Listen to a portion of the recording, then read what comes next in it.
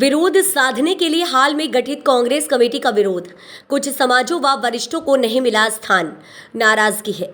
अब चूंकि विधानसभा चुनाव सिर पर खड़े हैं, वहीं जिले में गुना शहर में कांग्रेस के द्वारा टिकट में बाहरी व्यक्ति को टिकट दिए जाने का कांग्रेस कार्यकर्ताओं द्वारा विरोध और प्रदर्शन राघोगढ़ के विधायक जयवर्धन सिंह के समक्ष करके सामूहिक इस्तीफे की बात की गई थी।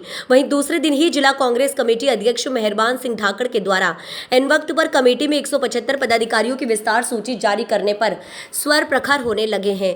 बताते हैं कि कमेटी का विस्तार विरोध के स्वर साधने के प्रयास में किए थे, लेकिन विस्तार के दौरान बनाई गई कमेटी में जातिगत समीकरण की अनदेखी के साथ वरिष्ठ कांग्रेसियों को महत्व न देने से अंदर ही विरोध के स्वर उठने लगे हैं। कार्यकर्ताओं का कहना है कि कांग्रेस की विस्तार सूची में जातिगत समीकरण के तहत पाल और ओझा समाज को महत्व नहीं देकर उन्हें कमेटी से दूर रखा गया है, जबकि जिले में पाल समाज की लगभग 60,000 की संख्या है, वहीं ओझा समाज भी इतनी ही है।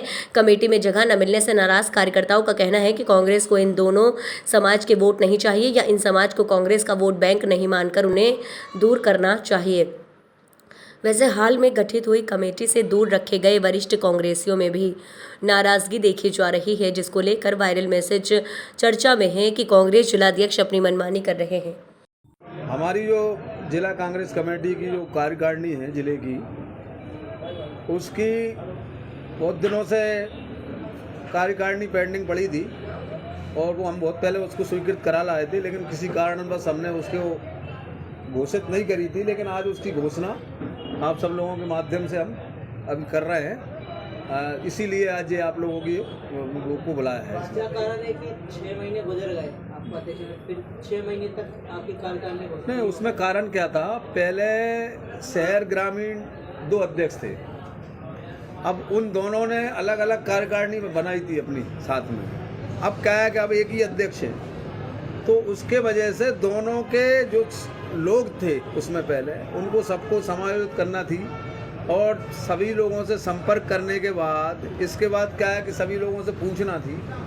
अब चूंकि वर्तमान में टिकट डिक्लेयर हो गए अपने कांग्रेस के, तो उसमें भी अपने जो प्रत्याशी हैं उन लोगों से भी इस पर चर्चा करना थी कि उनके कोई मनपसंद ऐसे लोग हों, उनके अच्छे कार्यकर्ता हों जो पार्टी के लिए बढ़िया काम करते हों, तो उनको भी उसमें एडजस्ट करना है।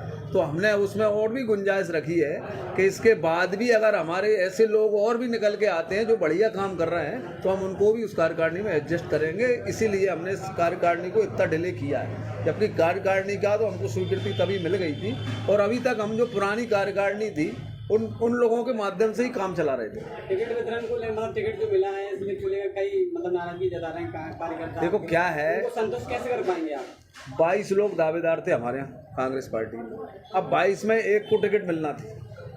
अब चूंकि लोग वहाँ बहुत दिनों से काम कर रहे हैं, पार्टी के लिए काम कर रहे हैं, अब ये थोड़ा बहुत रोज़ तो उनमें अपने आप आता ही है आदमी में, हम इतने दिनों से काम कर रहे हैं, उनका खर्चा मर्चा जी वो बहुत कुछ होता है इसमें। निर्दलीय प्रत्याशी उतर रहे हैं नहीं, अब ऐसी तो अभी कोई स्थिति नहीं आई, सभी लोग घर के लोग हैं और मुझे पूरा विश्वास है कि 1-2 दिन में सारे लोग अपने अपने काम पे सब लोग लौटे आएंगे और कांग्रेस पार्टी के जो हमारा जो प्रत्याशी इसको हमारे हाईकमान ने जो घोषित किया है उसके लिए सब लोग काम में जुट जाएंगे। टिकट ऊपर से क्लियर हुआ, फिर क्या कारण रहा कल आपके खिलाफ मुड़ाबात के नारे लगे? देखो क्या है, लोगों को ऐसा वो रहता है कि क्या मालूम अध्यक्ष की रिकमेंड से ही टिकट मिलता है क्या। अब जो उन लोगों के इतने ही उनके पास सोच है, भाई हिसाब से उन्होंने सोचा, तो आपकी रिकमेंडेशन से नहीं, हम तो क्या है हमारे पास नाम आए, पूरे पैनल बना के हमने पूरी लिस्ट बना के ऊपर हाईकमान को सौंप दी कि ये लोग हैं, उसमें हमने क्रम रख दिया कि जैसा जैसा नंबर 1 पे कौन है, जो क्रम के अनुसार हमने उनको सूची सौंप दी।